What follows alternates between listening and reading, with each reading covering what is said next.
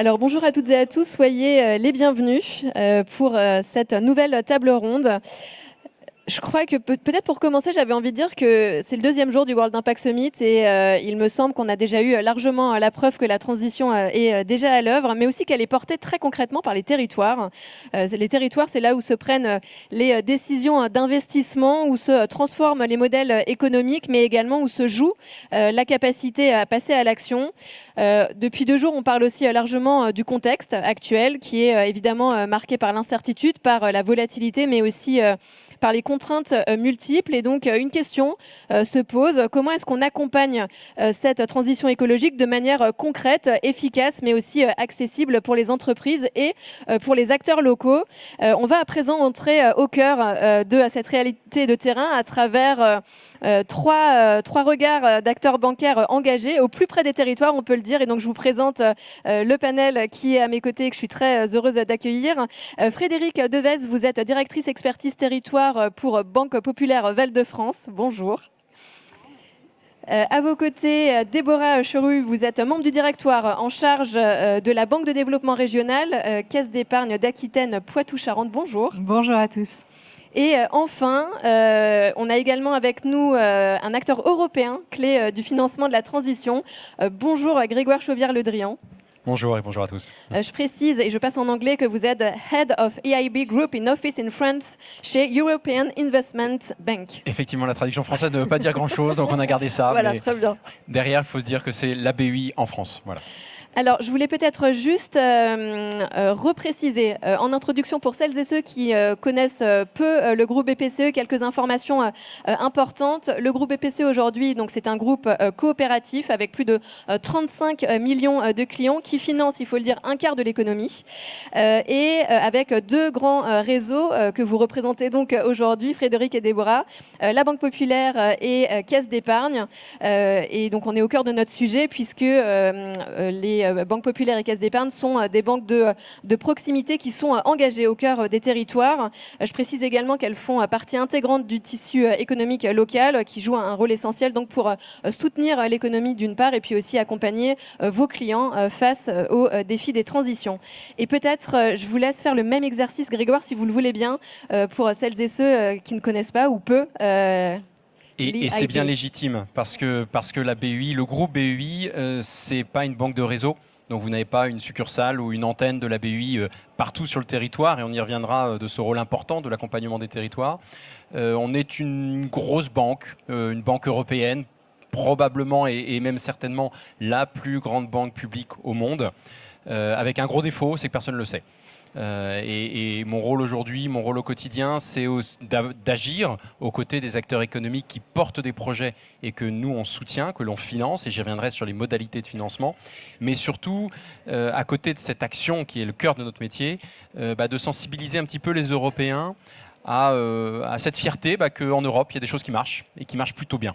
Et la Banque de l'Union européenne, dont les États membres sont les actionnaires, qui n'a pas vocation à faire du profit, c'est aussi une singularité particulière de cette banque, et elle fonctionne bien, avec des objectifs clairs qui sont celui de financer la transition écologique, ce qui est le cadre de notre discussion aujourd'hui, mais aussi de financer la souveraineté européenne et qui se décline sur un certain nombre d'éléments, l'énergie, l'alimentaire, la santé, la sécurité et la défense naturellement, et font partie des priorités de l'Europe. Et pour ça, nos pères fondateurs en 1957, avec le traité de Rome, ont créé une banque commune, une banque mutuelle, et j'y reviendrai, je fais juste un petit teasing, elle ne coûte rien aux contribuables. Je pense que c'est aussi un élément à donner, ce n'est pas une facilité de financement, ça n'a pas d'impact budgétaire, on vient de passer avec un 49.3, il n'y a pas eu une petite ligne BEI dans le budget français, c'est un modèle bancaire assez simple, on lève de l'argent sur les marchés financiers et on reprête cet argent à nos partenaires, à nos clients, et BPCE fait partie de nos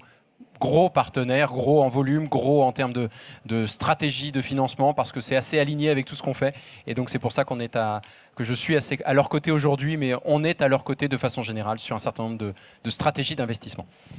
Merci beaucoup Grégoire. Alors, pour démarrer notre table ronde, je pense qu'il y a une première question qui me semblait intéressante. On sait que le secteur bancaire est très attendu et aussi regardé sur ce sujet de la transition écologique. Comment est-ce que vous l'avez appréhendé de manière globale au sein de vos différentes organisations et quelles sont les grandes dynamiques à l'œuvre aujourd'hui dans vos organisations respectives ? Peut-être pour commencer, ici au World Impact Summit, on est entre convaincus.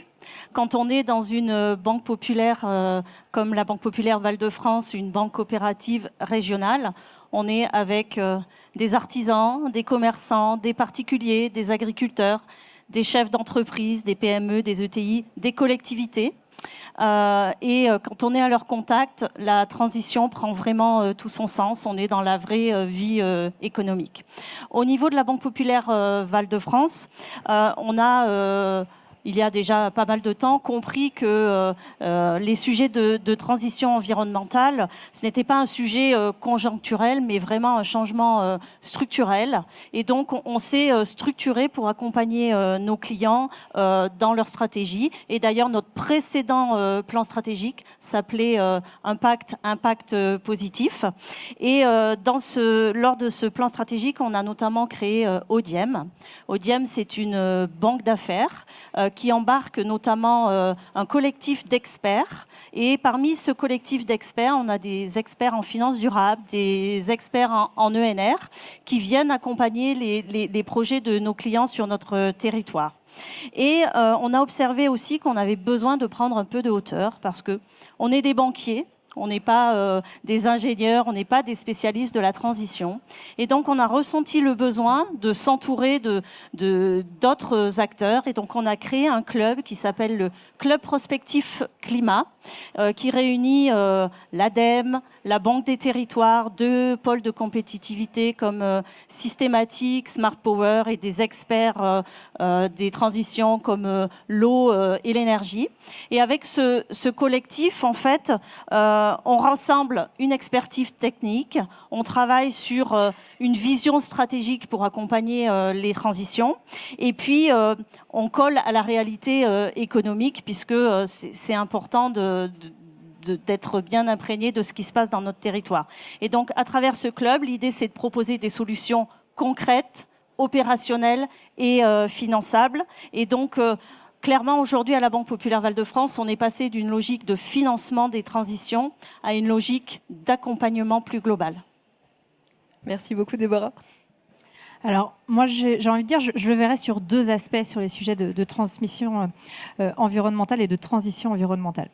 Le premier aspect, en tant que banque, on accompagne les clients, et Frédéric le disait, c'est tout type de clients sur les territoires, les particuliers, les associations, les entreprises de toute taille, les collectivités, les acteurs du logement social.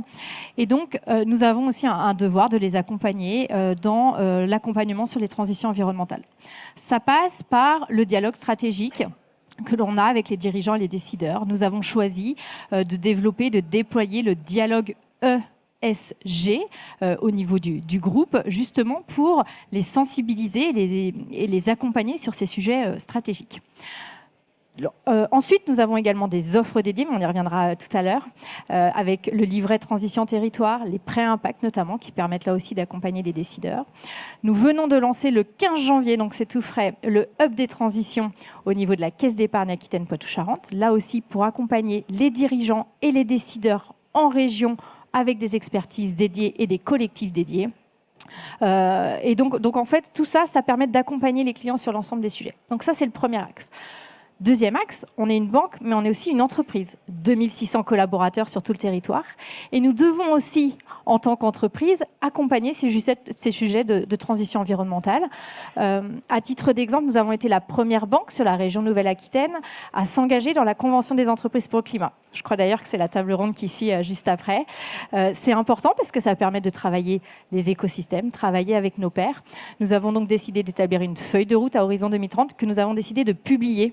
Et donc ça, c'est important, c'est-à-dire que ce n'est pas quelque chose que l'on garde pour nous, mais c'est quelque chose que l'on partage. Donc nos collaborateurs, nos administrateurs que nous formons, que nous accompagnons aussi, avec lesquels on met en place un certain nombre d'événements. Nous sommes par exemple engagés à former 100% de nos collaborateurs à la transition environnementale et nos administrateurs également. Et d'ailleurs, on fait une journée dédiée à l'impact en avril prochain pour tous nos administrateurs, puisque nous sommes des banques coopératives de territoire.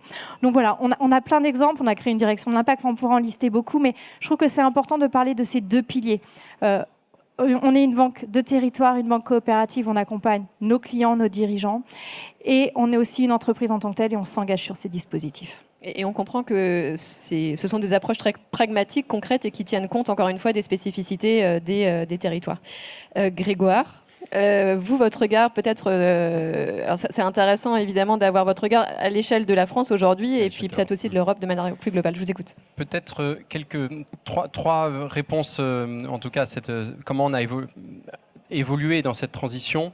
Un élément stratégique, un élément organisationnel qui répond à une de vos problématiques sur la compétence, la qualification pour pouvoir le faire, et puis un élément plus pragmatique, concrètement, comment ça s'opère à travers nos outils. Sur la stratégie, la lutte contre le changement climatique, la transition énergétique a toujours été une des priorités de l'institution. Ce n'était pas la priorité, mais ça faisait partie des 4 grands axes sur lesquels on a toujours investi. Il y a eu un mouvement, il y a eu une accélération en 2019, un peu après les élections européennes. Et d'ailleurs, le premier mandat de Ursula von der Leyen, c'était bien le Green Deal. Aujourd'hui, on n'en parle plus, c'est bien dommage. Mais dans cette dynamique, nous avons fait évoluer la Banque de l'Union européenne, les États membres, en Banque européenne du climat. Et à l'époque, c'était il y a 6 ans, nous avions pris 3 mesures importantes, structurelles, qui aujourd'hui sont intégrées dans le milieu financier, et tant mieux. C'était l'exclusion des projets qui mobilisaient des énergies fossiles. C'était ce qu'on appelle l'alignement aux accords de Paris, qui ne veut pas dire grand-chose, mais qui veut simplement dire qu'on ne peut pas financer un projet qui a un impact négatif sur le climat. Donc on ne cherche pas à faire un équilibre de portefeuille où les mauvais projets seraient équilibrés par les bons projets. Non, intrinsèquement, on ne peut pas financer un projet qui a un impact négatif sur le climat.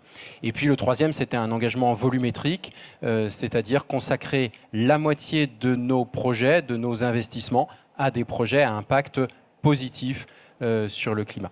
Alors ça, c'est la stratégie qu'on a décidée en 2019-2020 avec le soutien unanime, ça c'est un point important, de l'ensemble des États membres, quel que soit leur niveau de mix énergétique, et qui s'est traduit au sein de l'institution par une refonte un petit peu de la manière dont on appréhendait les projets. On regardait toujours les externalités de l'ensemble des projets, quel est son impact, mais là on est allé encore plus loin dans l'analyse environnementale, dans l'analyse sociale, prenant en compte par exemple un coût de la tonne, un équivalent d'émissions carbone, s'appuyant sur les travaux d'ailleurs en français de France Stratégie, avec une gradation, c'est-à-dire qu'au départ il y a 5 ans c'était à 80 €, et puis un projet dans 2030 ça sera 800 voire 1000 €, et puis on révise un petit peu cette évaluation, ce qui vient pénaliser les projets qui sont émissifs et donc qui refait considérer pour nous l'acceptabilité d'un projet. Et ça s'appuie sur une singularité de l'institution où on a des chargés d'affaires, mais aussi des ingénieurs. Et effectivement, vous l'évoquiez tout à l'heure, il nous faut une compétence interne, il nous faut une compétence pour pouvoir qualifier le projet. Est-ce qu'il est compatible avec la taxonomie? Est-ce qu'il est compatible avec la vision qu'on a de l'Europe, le Fit for 55, donc la réduction de 55% de nos émissions à horizon 2030 et puis la neutralité carbone à horizon 2050. Et ça, on le fait en interne. Et puis maintenant, sur les outils, naturellement, tous les projets que l'on finance, la première question qu'on pose aujourd'hui, c'est quel est votre impact sur le climat? Donc ça se fait à l'égard des collectivités territoriales qui ont bien aussi intégré cet élément-là. Vous ne pouvez être financé par la BUI que si vous nous proposez un projet qui a un impact positif sur le climat. Le transport collectif, la rénovation urbaine, la rénovation des bâtiments, ça c'est des points qu'on finance. Ça se fait aux côtés des entreprises, mais comme on a une banque de gros, c'est plutôt des grosses entreprises. Mais comme il n'y a pas que les grosses entreprises qui transitionnent et qu'il y a beaucoup de petites et moyennes entreprises, on s'appuie sur des partenaires qui ont un maillage territorial qu'on n'a pas et qu'on n'a pas vocation à avoir. Je vous disais tout à l'heure, on est une grosse banque, mais petite en France. On est 20 à Paris, ce qui est déjà très bien. Mais on n'a pas le maillage territorial, on n'a pas cette connaissance du terrain, des artisans, des PME, des ETI que vous avez. Et donc notre rôle à nous, c'est de faire en sorte que les banques qui ont cette connaissance puissent faire plus dans des meilleures conditions. Et donc on prête à ces intermédiaires financiers dans les meilleures conditions possibles, parce que nous, on est une banque publique, on n'a pas vocation à faire du profit, on ne distribue pas de dividendes, et puis qu'on a ce triple A que beaucoup de pays nous envient encore, parce qu'il n'y en a plus beaucoup en Europe qui l'ont, qui nous permet de nous endetter aux meilleures conditions possibles. Et donc on fait bénéficier nos partenaires de ces conditions pour qu'eux-mêmes utilisent cet avantage pour prêter aux entreprises, à ceux qui portent les projets sur l'ensemble du territoire, dans les meilleures conditions possibles. J'aimerais qu'on vienne au contexte. C'est C'est inscrit dans le thème de notre table ronde. Et si on interroge la transition écologique au regard du contexte actuel, qu'est-ce qui, selon vous, freine le plus aujourd'hui le passage à l'action des différents acteurs locaux ? Déjà, le frein ne semble pas être l'absence de volonté de transitionner. Ça, c'est important. Les dirigeants avec lesquels on échange sont bien conscients qu'il faut aller vers de la transition. Les freins que l'on voit, nous, c'est peut-être d'abord la complexité des normes et des dispositifs. Les dirigeants, ils sont un peu perdus dans tout ça. Ce que l'on voit aussi, bien sûr, vous l'évoquiez, c'est la forte incertitude économique qui fait que les dirigeants aujourd'hui sont préoccupés par ailleurs. Et donc la transition, c'est pas le sujet peut-être du moment, malheureusement. Et ce qu'on voit aussi, c'est qu'ils ont du mal à percevoir la valeur économique des projets qu'il faut mener pour transitionner. Donc nous, on a un rôle qui est de les aider à lever ces freins. Donc pour ce faire, on fait pas mal de sensibilisation. On a fait des conférences sur la durabilité avec des dirigeants exemplaires qui venaient témoigner devant leur pairs. Ça fonctionne bien. Et puis on développe beaucoup l'accompagnement parce que aujourd'hui, une banque régionale coopérative, on reste un tiers de confiance pour nos clients. Et donc on a une capacité à les influencer qui est intéressante. Et donc, aujourd'hui, nous, on veut faciliter le process et en gros qu'ils passent facilement de l'intention à l'action parce qu'aujourd'hui, on a malheureusement peu d'entreprises, enfin, trop peu, j'ai envie de dire, qui transitionnent.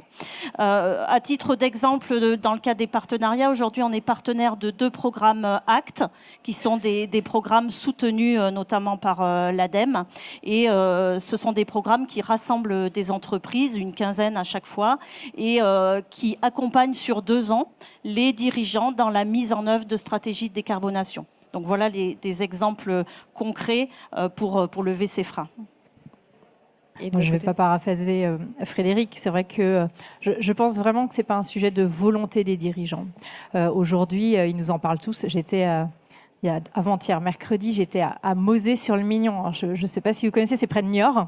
Et j'étais avec des dirigeants. J'étais une entreprise de fabrication de glace plus particulièrement, et c'est des sujets tout à fait prégnants qu'ils ont au quotidien. Donc encore une fois, c'est pas un sujet de volonté des dirigeants. Le contexte économique, le contexte politique, le contexte mondial est particulier, et ce qu'il faut se dire, c'est que les sujets de transition environnementale, ce sont des sujets de temps long. Et donc, des sujets sur lesquels on doit s'inscrire dans la durée. On n'est pas sur une approche classique de ROI, combien ça va me rapporter là, demain, etc. On est sur des temps longs, on est sur des sujets de conviction. Mais encore une fois, je pense qu'aujourd'hui, on n'a plus à convaincre, c'est une nécessité pour nous tous, pour nos dirigeants, pour nos entreprises d'aujourd'hui et surtout celles de demain.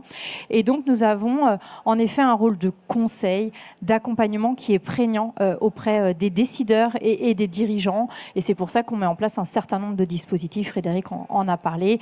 Nous, sur la région Nouvelle-Aquitaine, nous avons en effet le Hub des transitions qui permet vraiment d'accompagner ces dirigeants sur ces problématiques-là, sur ces questionnements, et donc de les entourer des meilleurs experts pour permettre d'avancer, de faire ce cheminement.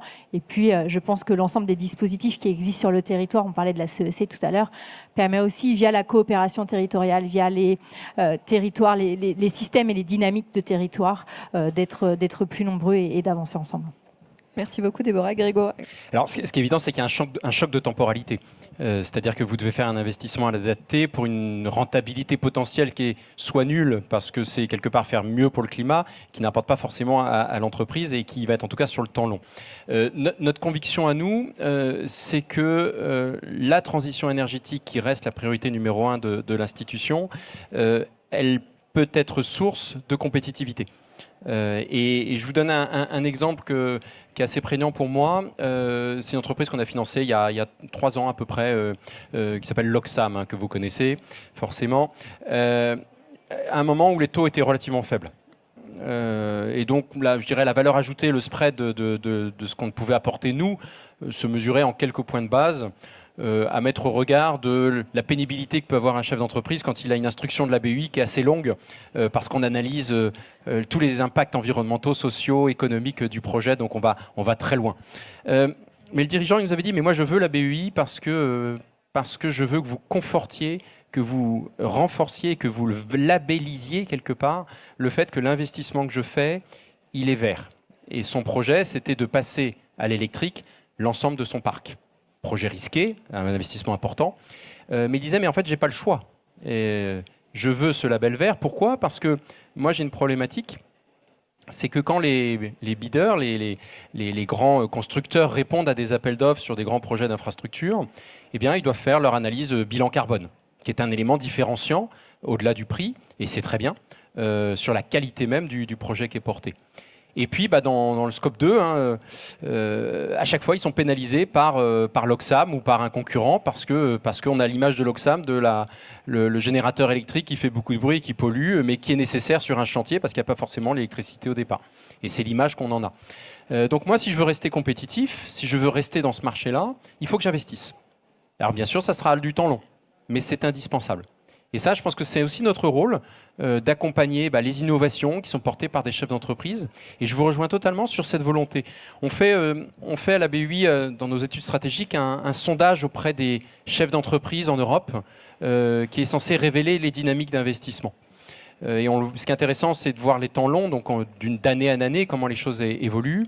Et on observe depuis 3-4 ans de ce qui était peut-être une mode, on va le dire comme ça, il y a 4-5 ans, de quelques personnes motivées, chefs d'entrentreprise, je vais faire quelque chose, ça sera bien pour mon rapport d'impact à la fin de l'année. Aujourd'hui, c'est clairement un choix parce qu'il y a en fait, il n'y a pas de solution B. Il y a cette volonté de le faire. Il faut le faire, ils le savent, pour être compétitif, parce qu'on n'a pas le choix. Et la question qui se pose effectivement, c'est cet accompagnement. Quel choix technologique que je dois faire ? Est-ce que je dois faire tel investissement ou tel autre ? Est-ce que je dois passer à l'hydrogène ? On a beaucoup cette question-là. Est-ce que c'est pertinent ? Et notre rôle à nous, c'est essayer d'accompagner au-delà des financements que l'on peut apporter, d'accompagner par une compétence technique. Ça a marché dans telle ville, avec telle entreprise. On a pu le voir, on a un peu de recul. Il y a des choses qui marchent bien, il y en a d'autres qui ne marchent pas. Je vais citer Northvolt et Vercor. Il y en a une qui n'a pas marché, il y en a une autre qui est en train de marcher. Donc c'est aussi notre rôle de partager les expériences, parce qu'on a une vision pan-européenne qui révèle les tendances, qui révèle les dynamiques motrices, et on a ce rôle, je dirais, d'essaimage au sein de l'Europe pour essayer d'accompagner au mieux les chefs d'entreprise. Et on comprend l'importance de ce volet de l'accompagnement. Vous l'avez dit tous les trois, il n'y a plus besoin de convaincre. Il y a un consensus global sur l'urgence et l'enjeu. J'aimerais qu'on creuse avec vous deux, Déborah et Frédéric, cette notion d'accompagnement, même si vous avez déjà commencé à nous en parler. Ce qu'on comprend aussi, c'est que quand on parle d'accompagnement, il y a un accompagnement évidemment personnalisé. Il y a la spécificité du territoire, il y a aussi une question de maturité, de secteur, de dimensionnement de l'entreprise. Comment est-ce que, peut-être pour nous partager un ou deux exemples concrets sur l'accompagnement financier pour démarrer, comment est-ce que vous accompagnez les acteurs économiques locaux ? Je commence. Nous, en Nouvelle-Aquitaine, vous connaissez, peut-être que certains viennent de la région ou d'autres y passent leurs vacances. On a un territoire particulièrement impacté sur les sujets de transition environnementale. Peut-être quelques chiffres, c'est 720 km de côte sur notre littoral, donc c'est conséquent. C'est 2,9 millions d'hectares de forêt. 17% des forêts en France sont sur notre territoire de Nouvelle-Aquitaine. Et c'est plus d'une centaine de kilomètres de montagne entre le Pays Basque et le Béarn. Donc, pour être particulièrement impacté sur les sujets climatiques, nous sommes en plein cœur du sujet sur l'ensemble de ces sujets, que ce soit en effet l'eau, le bois et la forêt, la montagne et ces points. Donc, on s'est dit, nous devons agir. Nous devons agir en tant que banque coopérative de territoire. Nous avons créé en mai 2024 le livret Transition Territoire.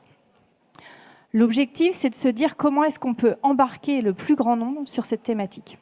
Ce livret d'épargne est accessible à tous citoyens, dès 10 €. Il est disponible et il permet de collecter de l'argent qui sert exclusivement à financer des sujets de transition environnementale sur notre territoire. C'est tout simplement mettre en place des dynamiques de territoire et des dynamiques d'échelle. Après plus de 18 mois, c'est 420 millions d'euros qui ont été collectés sur ce livret Transition Territoire pour financer des projets de manière très concrète sur la Nouvelle-Aquitaine. Ça montre quoi ? Ça montre qu'il y a une vraie sensibilisation des citoyens, que les citoyens ont envie de s'investir, que les associations ont envie de s'investir, que les acteurs du logement social ont envie de s'investir. Et donc ça, je trouve que c'est une vraie force. C'est une vraie force parce que ça rend concret l'engagement de chacun.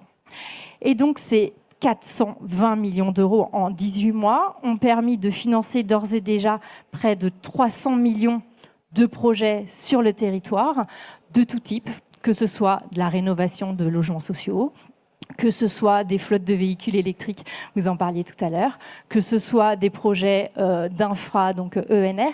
Et donc tout ça, je trouve que c'est très vertueux et ça montre encore une fois l'intérêt et le souhait de chacun de s'engager sur des sujets très concrets.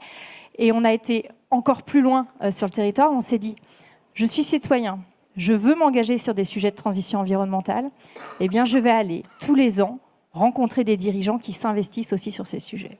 Alors, on a organisé des soirées impact, des rencontres entre les épargnants et les porteurs de projets dans chaque département de notre territoire.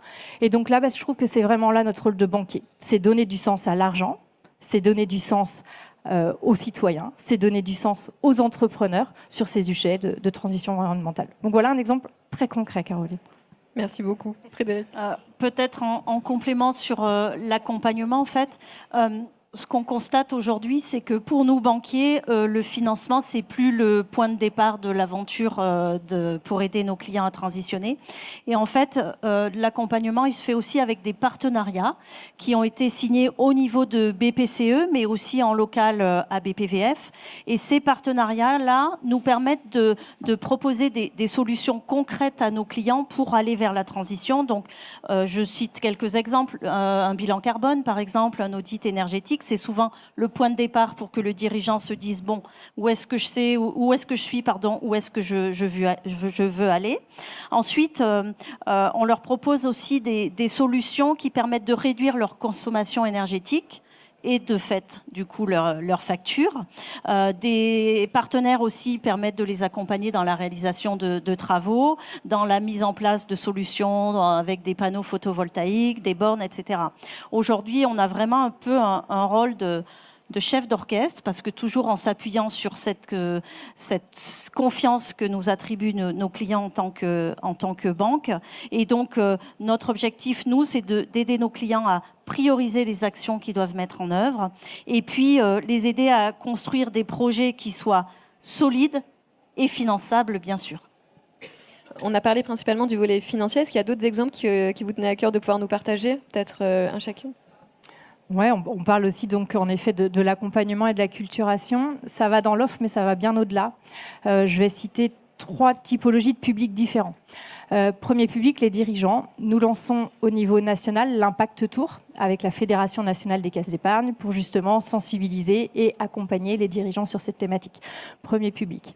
Deuxième public, la clientèle fragile, qui peut parfois être exclue de ces sujets. Nous avons, avec Finance et Pédagogie, l'enjeu et l'objectif d'accompagner les populations fragiles dans la réduction de la consommation d'énergie et donc de continuer à les accompagner et les sensibiliser. Et puis, troisième axe, les associations. Les associations qui ont besoin. Et donc, nous avons un fonds de dotation dédié au sujet de biodiversité et de transition environnementale. En 3 ans, 92 associations accompagnées sur cette thématique, plus de 620 000 euros de projets accompagnés. Donc voilà, on n'a pas qu'un rôle de banquier, on a aussi un rôle d'accompagnement. Et puis, comme je disais tout à l'heure, on est aussi une entreprise et donc on se doit de préserver notre territoire. Nous avons un partenariat avec l'ONF, nous gérons 745 hectares en propre de forêt sur le territoire. Et puis on incite nos clients à planter, à reboiser via le livret Transition Territoire dont je vous parlais tout à l'heure. Cela nous a permis de planter déjà plus de 18 000 arbres en 18 mois. Et donc voilà, c'est pas que du financier, c'est aussi de l'extra-financier et c'est d'accompagner surtout tous les publics. C'est ça, auprès des différents acteurs. Merci beaucoup. Et Frédéric, peut-être un autre exemple à nous partager. Un exemple concret de projet qu'on a accompagné et on est très fiers d'avoir pu le faire. C'est le projet Intact, dont vous avez peut-être entendu parler en région Centre-Val de Loire. Intact, c'est beaucoup plus qu'un projet agricole. C'est la création d'une filière complète d'agriculture régénérative, puisqu'on part des champs avec des pois jusqu'à l'industrie avec la fabrication d'alcool neutre pour notamment l'industrie cosmétique. Et c'est un projet qui est extrêmement innovant puisque à travers la valorisation de ces légumineuses par des pratiques régénératives. Ensuite, on a la partie transformation en alcool neutre et en protéines végétales qui deviennent de plus en plus demandées sur le marché. Et ce projet embarque aussi la création d'une industrie et d'un pôle de R&D. Donc, c'est extrêmement important en termes d'impact positif. Ils sont nombreux. Il y a l'amélioration de la qualité des sols grâce au fait qu'on réduit la quantité d'engrais azotés qui sont injectés, la réduction des intrants. On a une valorisation économique et écologique à travers ce projet. Et il y a aussi des stations expérimentales. Donc, les ingénieurs et chimistes qui travaillent sur ce projet-là vont certainement trouver d'autres débouchés pour d'autres légumineuses et faire des tests. En fait, on voit qu'à travers ces poids, on améliore les sols et on produit des alcools neutres. Donc, ce projet-là, il est pour moi vraiment exemplaire. Et puis, c'est la force du collectif. Le modèle coopératif, là, il est complètement en jeu puisqu'on associe des agriculteurs, des industriels, des investisseurs publics et des banques comme nous pour permettre à ce projet de voir le jour. Puisque ce que vous illustrez montre bien que l'accompagnement, il est multiple. Il est aussi bien sur des sujets de préservation que de transition, de transformation, de modèles, de secteurs, etc. Grégoire, concernant le rôle spécifique de la BUI, lequel est-il justement dans cette chaîne d'action au service des territoires ? Alors, je suis déjà très admiratif par ce qui est fait, parce que nous, on est aux antipodes. C'est-à-dire qu'on est une banque de banques, quelque part, où on est une grosse mutuelle, si on peut le dire comme ça. Mais on n'a pas ce lien, cet ancrage très fort avec le territoire. C'est pas dans notre vocation, et notre vocation est plutôt d'accompagner ceux qui l'ont. Je souriais et je m'interrogeais un petit peu sur ce montage de collecte d'épargne, mais vous savez qu'au niveau macro, au niveau européen, tout le monde se torture le cerveau pour essayer de comprendre comment on a, notamment en France et en Europe, un surplus d'épargne de l'ordre de 18% depuis la crise Covid, qui est majoritairement investi aujourd'hui sur le marché américain parce que les rentabilités sont plus fortes. Donc il y a beaucoup de rapports qui ont été écrits. Pas encore beaucoup de mise en œuvre. Moi, ça fait 10 ans que je me bats au sein de la BUI pour qu'on ait un équivalent, ou en tout cas un prémisse d'équivalent de ce que vous avez fait, c'est-à-dire une capacité de collecter l'épargne pour des investissements à impact du territoire, donc pouvoir relier le citoyen à une action concrète dans son environnement. Je vous passe tous les problèmes juridiques internes qu'on a réussi à se créer nous-mêmes pour dire que ce n'était pas possible. Mais pour autant, il y a des choses superbes qui sont en train de se faire en France par des acteurs comme vous sur l'impact. Sur la défense, j'étais hier avec BPI qui a monté un modèle un petit peu équivalent et qu'on constate qui a été sursouscrit. Et ils ont levé 50 millions. Alors, ils ne sont pas à votre niveau encore, mais ils ont levé 50 millions sur un investissement sur la sécurité et la défense. Voilà, il y a en fait une prise de conscience des citoyens que par leur financement, par leur épargne, si elle est orientée vers des éléments qui sont stratégiques et qui les touchent, pour autant qu'il y ait des intermédiaires qui puissent les accompagner, les rendre possibles, et je pense que c'est tout le rôle d'un acteur bancaire de pouvoir le faire.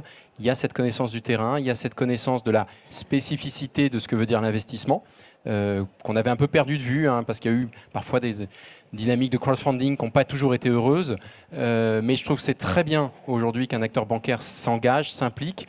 Je le découvre aujourd'hui, et merci comme vous de ce témoignage.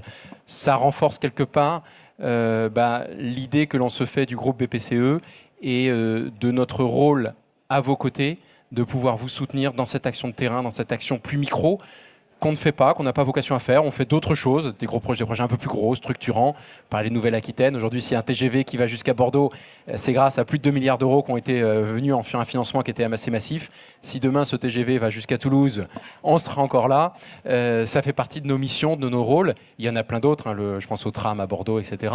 On est dans des projets gros, et parfois on ne voit pas qu'il y a l'Europe derrière, mais on peut être fier quelque part de soutenir et les gros projets structurants et des projets plus petits, plus micros, parce que tout ça, c'est de l'impact et ça touche les citoyens au quotidien.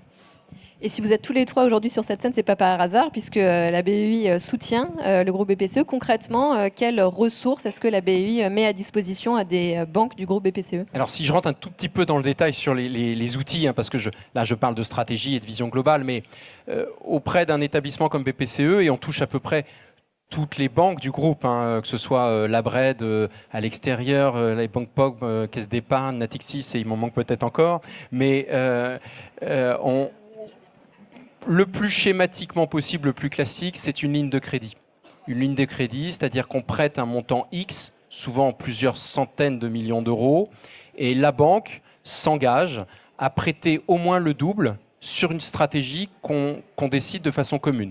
La transition écologique, l'accompagnement par exemple des professions libérales dans les déserts médicaux, ça peut être la féminisation des métiers agricoles. Il y a plusieurs thématiques qui peuvent se définir, qu'on définit communément, et donc on prête une somme et la banque s'engage à prêter au moins le double en transférant l'avantage compétitif que j'évoquais tout à l'heure au bénéficiaire final.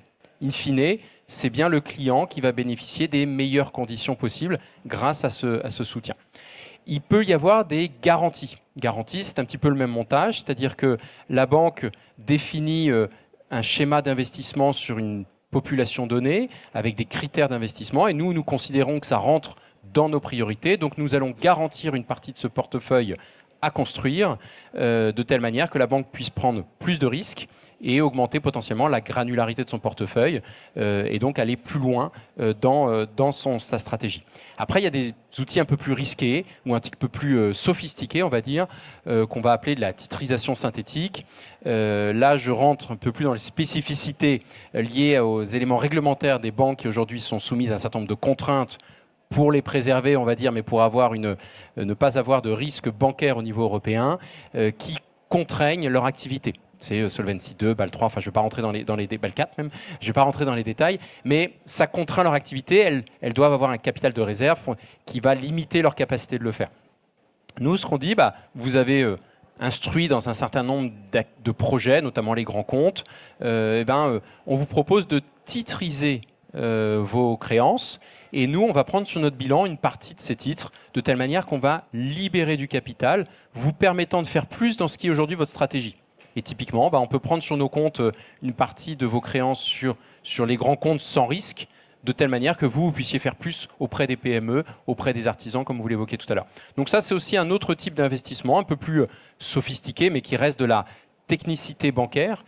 Et au final, l'idée, c'est toujours la même, c'est faire en sorte que par notre action au niveau européen, vous puissiez faire plus sur le territoire, quel que soit l'outil, je dirais, qu'on puisse apporter. Mais l'idée, c'est de pouvoir augmenter votre action et la rendre la plus facile ou en tout cas la plus compétitive possible sur le territoire pour respecter une ambition et une stratégie. Et donc, si je simplifie, il y a des enveloppes qui sont là, en l'occurrence, allouées aux banques du groupe BPCE. À quoi servent prioritairement ces enveloppes ? Alors j'en profite pour faire passer un message. Ces fameuses enveloppes, en fait, elles sont très utiles parce que, comme vous l'avez expliqué, elles permettent de réduire le coût pour nos clients en bout de course. Donc ça, c'est très important. Et elles sont tellement utiles qu'elles sont victimes de leur succès. Et à date, malheureusement, l'enveloppe climat dont on disposait est épuisée au niveau du groupe. Voilà, le message, c'est que si on peut avoir davantage, on n'aura pas de difficulté à les distribuer. Voilà, donc clairement, pour répondre à votre question, l'objectif, c'est clairement pour nos clients de disposer d'un financement moins cher. Oui, en fait, c'est vraiment l'alliance et c'est le fait d'être ensemble. Ça nous permet d'aller plus loin, de financer plus de projets structurants pour nos territoires. Et donc là, je trouve vraiment que c'est la force en fait du collectif. Je crois que le message est passé, Grégoire. C'est bien noté. Déborah, Frédéric, je trouve ça toujours intéressant d'avoir des illustrations concrètes de projets peut-être emblématiques que vous avez accompagnés, si vous voulez bien nous en partager. Moi, je voudrais mettre en avant un système là aussi de coopération. Nous avons lancé il y a 3 ans maintenant le prêt impact. Et je vais vous citer après, promis, je vous réponds, 3 exemples concrets. Le prêt impact, ça permet de financer des projets, mais surtout d'engager les dirigeants sur des critères environnementaux. Et nous, en tant que banque, donc on prête, on suit les critères sur lesquels le dirigeant s'est engagé et on reverse une bonification du taux à une association au choix du dirigeant. Je prends quelques exemples. Domo France, acteur du logement social. J'ai le droit de les citer, ils m'ont permis. Acteur du logement social, souhaite rénover des bâtiments. Donc nous avons signé avec eux un prêt impact il y a bientôt 3 ans pour la rénovation de logements sociaux. 15 millions d'euros environ de financement. Ils ont choisi l'association France Handicap. Et donc, chaque année, nous reversons une partie de la bonification du taux à cette association. En 3 ans, c'est plus de 45 000 euros qui ont été reversés à l'association France Handicap. Donc là, ça met aussi en compte et en œuvre et en lumière l'ensemble des sujets.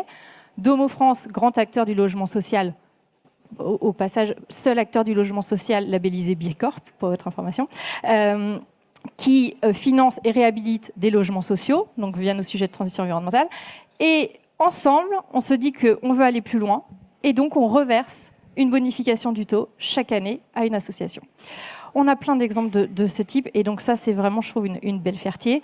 Je peux vous citer 2 autres exemples. Nous, sur le Nouvelle-Aquitaine, il y a le vin, voilà, sur le domaine viticole. Et donc, c'est des projets de toute taille. Là, par exemple, c'est le regroupement de 13 viticulteurs via une steppe, la steppe de Malmont, plus précisément. Et donc, on leur a permis de financer pour 300 000 euros des trackers photovoltaïques pour être en autoconsommation. Donc, c'est des projets de toute taille, mais des projets impactants sur le territoire. Et j'en cite un dernier parce que c'est le seul en France. ICOS, c'est un projet qui va voir le jour dans le nord de Bordeaux. Et c'est le premier village du réemploi en France. C'est 12 000 mètres carrés qui vont être dédiés au réemploi en France. Et donc, nous sommes forcément ravis d'être partenaires de ce type de projets ambitieux qui ont vraiment des vocations à changer le territoire et à agir concrètement. On en veut plus, Frédéric?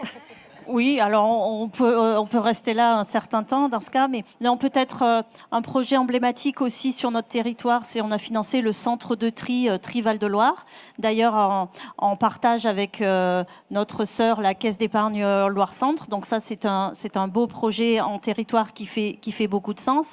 Et peut-être aussi pour illustrer notre engagement, c'est que Banque Populaire Val-de-France est entrée au capital de l'Agence régionale énergie et climat en centre Val-de-Loire. Donc l'objectif, c'est d'être vraiment acteur des transitions et d'être présent au sein du comité d'investissement et par les fonds propres qu'on a apportés à cette association, de permettre d'accompagner des projets sur notre territoire. Donc ça, c'est important pour nous, mais vous en voulez encore ? Allez, un dernier pour le plaisir. On a financé des panneaux solaires pour une volière en fait. Alors aujourd'hui les panneaux photovoltaïques, il faut faire attention parce qu'il y a aussi des détracteurs. Mais là en tout cas sur la volière, il permettait de préserver les oiseaux et en même temps de produire de l'énergie. Donc ça c'est très important parce que les projets peuvent paraître pour certains vertueux et puis on a des détracteurs. Donc notre rôle de banquier aussi, c'est de trouver le juste milieu parce qu'aujourd'hui, si on ne devait accompagner que des projets très green, le monde économique aujourd'hui, il n'est pas prêt à ça. Donc il faut savoir aussi être dans le bon temps économique des entreprises. Merci pour le partage de ces exemples. Alors Grégoire, du point de vue de la BEI, qu'est-ce que ces projets disent selon vous de l'évolution des territoires et de ce qui est en train de se passer sur le sujet de la transition écologique en territoire? Alors je parlais tout à l'heure des dynamiques d'investissement des chefs d'entreprise, mais ce qu'on observe réellement, c'est qu'il y a une dynamique collective et que quand en 2019, la Banque européenne d'investissement avait été la première institution financière à prendre ces décisions, c'était bien, mais surtout ça a été suivi tout de suite. Et les acteurs financiers, les collectivités territoriales, les entreprises, aujourd'hui, ont bien compris qu'on n'a pas vraiment le choix et qu'il faut s'inscrire dans cette dynamique. Alors chacun à son niveau, on n'a pas tous les mêmes responsabilités. Un chef d'entreprise, ça va être pour décarboner son outil de production, ça va être pour limiter sa consommation énergétique. On a eu quand même une grosse pique de rappel en 2022 avec l'augmentation du coût de l'énergie, qui a fait prendre conscience que oui, on n'était pas autonome, on était très dépendant des importations et donc si on pouvait accélérer la production sur le territoire européen d'énergie et si possible d'énergie renouvelable ou en tout cas bas carbone, ça pouvait être utile. Et oui, une augmentation du coût de l'énergie, elle impacte un budget d'une métropole, d'une région, elle impacte les coûts de production d'une entreprise. Et donc on a intérêt, je reviens sur tout à l'heure, l'intérêt à faire, il est là. Et c'est vrai qu'on observe une dynamique collective, elle est sollicitée elle est demandée par les citoyens, même si je vous disais tout à l'heure de manière tragique, le Green Deal, on est un peu en train de le détricoter. Et les normes qu'on évoquait tout à l'heure, peut-être qu'on s'y est mal pris sur CS3D, sur CSRD, parce qu'on est en train de faire un pushback, même un retour en arrière, dans une situation antérieure au moment où on avait pris ces décisions. Probablement tout n'était pas à jeter, mais il y a quand même une démarche citoyenne qui reste. Il y a une dynamique des entreprises qu'il convient d'accompagner, et il y a à leur côté des banques qui sont engagées, des fonds d'investissement qui sont engagés, et puis des collectivités territoriales, quel que soit leur niveau, qui intègrent bien que le budget demain d'une région, ça va être un budget qui devrait être vert. Et donc à eux de prendre les bonnes décisions, qui ne sont pas toujours évidentes. Nous, on a des maires qui nous disent « je suis désolé, j'ai par exemple une friche industrielle, si je veux être bon sur mon scope, sur mon analyse bilan carbone, il faut que je transforme mon jardin. Mais en même temps, si je veux que ce territoire continue à être attractif, il vaut mieux que je transforme cette friche pour attirer des entreprises. » Donc problématique, qu'est-ce que je dois faire? Est-ce que je dois plutôt verdir mon bilan, mon actif quelque part, ou est-ce que je dois continuer à avoir un territoire attractif? C'est aussi notre rôle, ou en tout cas notre mission, acteurs financiers, de pouvoir les accompagner dans les prises de décision. Mais la dynamique, elle est enclenchée, elle prendra du temps, c'est évident. On voit qu'en France, on est plutôt dans les bons élèves. On peut s'enorgueillir au niveau européen. Ça se traduit, nous, dans nos chiffres. On les a présentés cette semaine. La France est le premier pays bénéficiaire des financements du groupe Banque européenne d'investissement. Et par ailleurs, c'est le pays qui a le plus haut niveau en termes de répartition des projets à impact positif ou des projets qui sont neutres. On a dépassé ce 50% qui était l'ambition du groupe, on l'a dépassé depuis 4 ans, et on est plutôt entre 60 et 70%. C'est-à-dire que 70% de nos 13 milliards d'euros d'investissement annuel sont consacrés à des projets à impact positif. Ça veut surtout dire que c'est un révélateur de marché, c'est-à-dire qu'il y a une dynamique qui est enclenchée. Nous, on est là pour aider. Ce n'est pas nous les faiseurs, nous on est là pour accompagner, c'est notre rôle. Et on peut être fier qu'en France, il y a quand même une dynamique qui s'enclenche. Alors on va peut-être avoir le temps de prendre une ou deux questions. Je voulais juste, pour clôturer avant de laisser la parole à la salle, vous poser une dernière question. Rapidement, si on fait un rapide tour de table et peut-être une idée clé chacune et chacun. Si vous deviez retenir un facteur clé de réussite pour accélérer la transition économique des acteurs dans les territoires, qu'est-ce que ça serait ? Alors, pour moi, c'est clairement l'action collective. Et dans la durée, c'est ça qui fait que les projets aboutissent. Pour l'accélération, on l'a évoqué, il faut sensibiliser, accompagner, nouer des partenariats, financer. Et l'engagement citoyen, il est de plus en plus fort, donc il faut qu'on accompagne tout ça. On a évoqué les dialogues ESG, c'est important pour nous, dans le cadre du dialogue stratégique avec nos dirigeants, d'avoir cette dimension transition. Donc ça, les dirigeants, ils nous suivent là-dessus. Et pour ceux qui ne se posaient pas encore trop de questions, ils y vont et c'était très intéressant. Et peut-être pour finir un petit peu à l'instar de ce que fait la Caisse d'épargne Aquitaine Poitou-Charentes, nous, on va participer cette année à la Convention des entreprises pour le climat en région Centre-Val de Loire, puisqu'elle arrive dans notre région. Et notre participation, en fait, elle est motivée par la volonté d'agir en collectif. Et au bout du bout, l'idée de cette participation, c'est de transformer notre modèle d'affaires et donc voir comment demain on peut mettre plus d'impact dans notre modèle d'affaires. Et c'est tout l'enjeu de notre participation à cette convention. Alors moi, je dirais 2 mots. Le premier, innovation. Je pense qu'il faut qu'on innove, il faut qu'on aille plus loin. Donc moi, je vous ai parlé du livret transition territoire, je vous ai parlé du pré-impact, du hub des transitions que l'on vient de créer. Je pense que c'est la force, et c'est la force en territoire et avec le groupe de pouvoir innover sur de nombreux sujets. Deuxième mot, coopération territoriale. Je suis profondément convaincue que c'est dans les territoires, c'est le fait d'être ensemble que l'on peut aller beaucoup plus loin. La CEC en est un parfait exemple, mais du coup c'est l'ensemble des acteurs économiques, l'ensemble des citoyens, l'ensemble des parties prenantes, des collectivités et autres. J'en vois plein dans les 15 prochains jours, la région, la CCI, notamment le maire, enfin bref. Et je pense que c'est vraiment ensemble que l'on ira plus loin. Donc voilà, je retiendrai ces 2 mots, innovation et coopération territoriale. Alors, je ne serai pas très différent. Je reprendrai l'innovation sur effectivement un élément de compétitivité des entreprises. Il faut continuer à investir. C'est ce qu'on cherche à faire, à développer. Les solutions de la transition énergétique sont peut-être pas encore trouvées, même pas encore pensées. Et donc ça, c'est notre rôle de pouvoir le financer le plus en amont possible, parce qu'il y aura des projets qui vont émerger. Le deuxième élément qui rejoint l'idée de la coopération collective, pour moi, c'est l'appropriation. C'est-à-dire la transition écologique, la transition énergétique ne marchera que si tout le monde est dedans.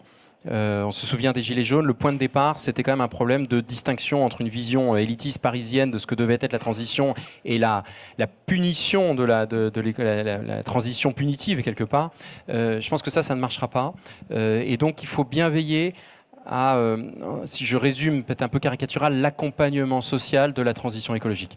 On doit tous être dedans, on doit tous en profiter, entre guillemets, ou en tout cas s'embarquer dans le projet. Et c'est pour ça que le lien au territoire, et je rebondis sur ce point-là, il est capital, il est déterminant. Moi, je suis très fier de dire que le premier bus à hydrogène qu'on ait pu financer sur le territoire français, eh bien, c'était dans le nord de la France, dans un territoire qui se sent loin de l'Europe, loin de décisions européennes, du côté d'Artois-Gohel. C'était la société coopérative, un montage assez intéressant public-privé. Eh bien, c'est le premier bus à hydrogène qu'on a financé en France. Et donc ça, c'est important parce qu'il y a des problématiques de transport, parce qu'il faut que tout le monde puisse se sentir intégré, motivé et s'approprie ces dynamiques-là qui sont importantes pour éviter qu'il y ait des laissés pour compte de la transition écologique, que ce soit des entreprises, mais aussi des citoyens. Et je pense que c'est notre rôle aussi, comme acteur public, aux côtés des banques qui ont cette connaissance du territoire, de pouvoir faire en sorte que tout le monde puisse s'embarquer et s'intégrer à leur niveau, à leur échelle. Et c'est pour ça que je rebondis encore une fois, je suis très admiratif du livret que vous avez mis en place. Je vous invite à la prochaine rencontre, Grégoire, vraiment, ça sera avec grand plaisir. Ça fera une belle conclusion. Pas de transition écologique sans justice sociale, en effet. Merci beaucoup à tous les trois. Alors, je vois que la régie me fait signe. Il faut malheureusement qu'on clôture. Si je dis pas de bêtises, la prochaine session est à 13h35 sur économie régénérative, nouvelle mode ou nouvelles normes. Merci beaucoup pour votre présence. N'hésitez pas à aller directement discuter avec nos intervenants et bonne fin d'événement. Merci.